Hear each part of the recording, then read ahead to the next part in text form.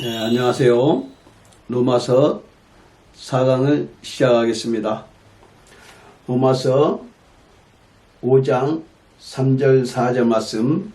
무릇 그리스도 예수와 합하여 세례를 받는 우리는 그의 죽으심과 합하여 세례를 받는 줄 알지 못하느냐. 그러므로 우리가 그의 죽으심과 합하여 세례를 받음으로 그와 함께 장사되었으니 이는 아버지의 영광으로 말미암아 그리스도를 죽은 자 가운데서 살리심과 같이 우리로 또한 새 생명 가운데서 행하게 하려 함이라. 로마서 4장 14절. 만일 율법에 속한 자들이 상속자이며 믿음은 헛것이 되고 약속은 파기되었느니라 했습니다. 마태복음 11장 13절 말씀에 요한의 때까지 모든 선지자들과 율법을 예언한 것이요 모든 선지자들과 율법은 요한의 때까지 예언한 것이라 했습니다. 사랑하는 성도 여러분, 예수님이 이 땅에 오시기 전까지는 율법과 선지자들의 예언의 말씀을 통해서 하나님 앞에 나갔습니다. 율법에는 제사 제물, 성막, 또한 제사장, 중보자들이 있었습니다. 그리고 선지자들의 예언의 말씀을 따라서 그 말씀에 따라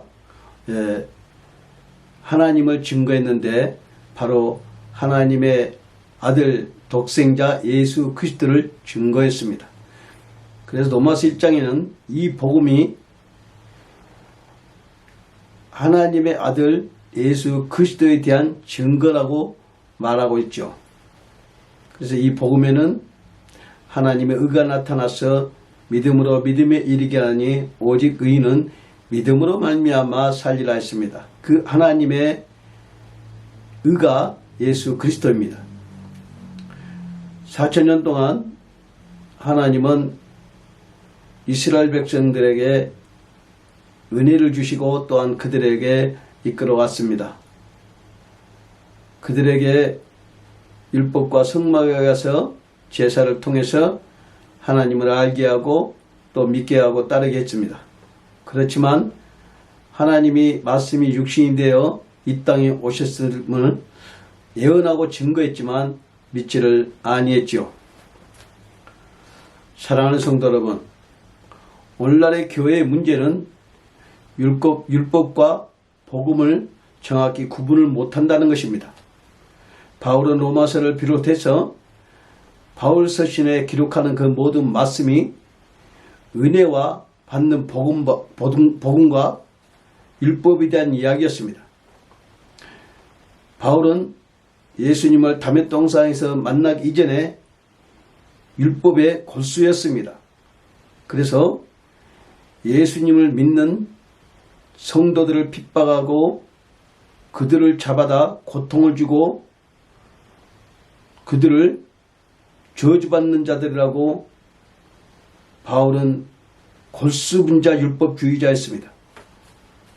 그는 율법으로 부족함이 없다고 자기 스스로 말할 정도로 율법의 광신이었습니다. 그러나 그가 담의 동산에서 예수님을 만나고부터 모든 것이 깨지고 부서지고 풍지박산이 납니다. 그 후로 그는 형제에게도 또 어느 곳에도 찾아가지 않고 스스로 광야로 나가서 예수님과 영적 교제를 하고 복음을 그는 이방인들에게 전하는 사도라고 당당하게 이야기합니다. 분명하게 바울은 예수님을 만나지도 못했고 동행하지도 못했습니다. 그러나 그가 담의 동산에서 예수님을 만나고부터 자신이 율법으로 살았던 모든 것이 잘못되었음을 알게 되고 그 율법은 오직 예수 그리스도만이 그 율법을 지키고 이룰 수 있음을 믿게 된 것입니다. 그래 율법으로 말하면 자기는 부족함이 없는 자인데 그 율법은 그 이야기를 하는 것이 아니라 율법은 우리가 죄인이란 것을 철두철미하게 알게 한다는 것입니다. 그래서 율법을 통해서 죄를 많이 깨닫는 자가 은혜가 넘친다고 또한 말씀하고 있죠. 우리는 자신의 치부를 드러내기 싫어합니다. 그러나 율법을 통해서 하나님은 우리의 치부를 드러내서 하나님께 돌아오라고 회개시키려고 하시는 목적으로 율법을 주었다는 것입니다. 그래서 우리는 율법을 온전하게 지키신 분은 예수 그리스도를 믿음으로 말미암아 그 의로 말미암아 우리는 율법을 지키는 것이라고 바울은 말씀하고 있는 것이죠. 사랑하는 성도 여러분, 오늘날 교회가 주일성수를 만들고 없는 절기를 만들고 세례를 주고 안수를 합니다. 이것은 바울이 철두철미하게 이제는 예수 그리스도께서 이 땅에 오심을 통해서 이런 것을 행하면 안 된다고 이야기하고 있죠. 물론 예수님이 오시기 전에 요단강에서 세례 요한이 세례를 행한 것도 있었습니다. 그러나 그때는 그 세례를 요단강에서 세례를 통해서 하나님을 알게 하고 깨닫게 하고 또 죄로 말미암아 자기가 죽음을 통해서 다시 살아나심을 믿음으로 일으키는 형식적인 행위적인 것이었지만 예수님 이후로 말미암아 그 세례는 예수 그리스도와 함께 내가 십자가에 죽었으니 이제는 내가 산 것이 아니오 내 안에 그리스도께서 사심이라 통해서 우리는 모두가 그 세례를 다 받는 것입니다. 그러면 지금은 세례를 행해서는 아니 되고 안수를 받는 것도 잘못된 것입니다. 오직 우리에게 주시는 성령으로 말미암아 이 모든 것들을 새롭게 했기 때문에 우리는 물과 성령으로 거듭났으면 이제는 이 육신의 것들을 행하지 말아야 됩니다. 성경에서 육은 육이요 영은 영이라 한 말이 그 말입니다. 육신으로 행하는 이 종교적 행위를 버려야 영의 생각, 영의 일들이 내 안에서 일어나게 되는 것을 영으로 안다고 말씀하고 있는 것이죠. 사랑하는 성도 여러분, 바울이 말하는 육신의 행위는 오늘날 말하는 종교 행위를 말하고 있고 육신의 행위가 우리가 일하고 먹고 살고 그걸 말하는 것이 아니죠. 교회 내부에서 행하는 육신 것을 그것이 진리인 척 진리라고 가정하여 하나님께 열심을 품고 봉사하고 또 건물을 짓고 교회를 세운 것이 하나님 사명이라고 생각하고 있는데 그것은 마귀에게 속아서 진리를 왜곡시켜버리는 것입니다. 우리는 복음을 전하여 그 전파되는 복음을 통해서 영혼이 회개하고 돌아키는 것, 그것이 교회를 세우는 것입니다. 부흥은 교회 크게 세우고 사람들을 많이 불러 모으는 것이 부흥이 아니라 물과 성령으로 거듭나서 하나님부터 온 회개와 하나님부터 온 말씀을 통해서 내가 영적으로 강건해지는 것을 부요함이라고 말하고 있고 그걸 부흥이라고 말씀하고 있습니다. 사랑하는 성도 여러분, 내 안에 진리가 있고 그 진리가 성령으로 말미암아 내게 임하신다면 그 진리로 우리는 무엇인지 우리는 구분하고 판단할 수가 있습니다. 영의 일은 영으로 안다고 했습니다. 육신의 생각은 사망이요 영의 일은 생명과 평안이라고 하죠. 그 영의 일이 진리의 말씀이요 진리의 성령을 말씀하고 있습니다. 이런 자들이 율법의 1점에도 폐하되지 않고 이 땅의 것이 다 멸망을 받아도 율법은 다 이루어진다고 말씀한 것이 그 말씀이지 우리부터 율법을 1점이라도 지키란 말씀이 아닌 것이죠. 오직 율법을 지키신 분은 예수 그리스도입니다. 그래서 모세의 율법과 세례 요한의 모든 선지자들의 그 모든 예언의 말씀이 예수 그리스도께서 다 이뤘다고 말씀하신 것입니다.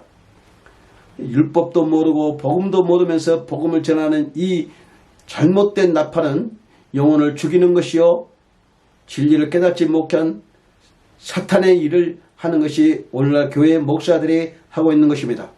사랑하는 성도 여러분, 우리의 구원의 목적은 영생의 생명이 있습니다.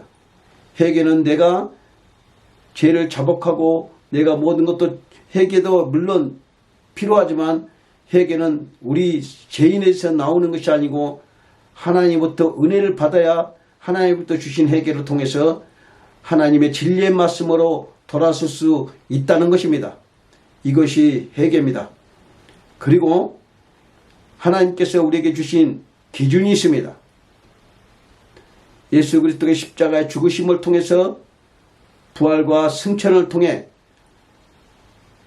우리의 그 밑거름으로 기준을 삼아서 다시 예언하신 성령을 통해서 오실 예수님을 믿음으로 기다리는 것이 기준입니다.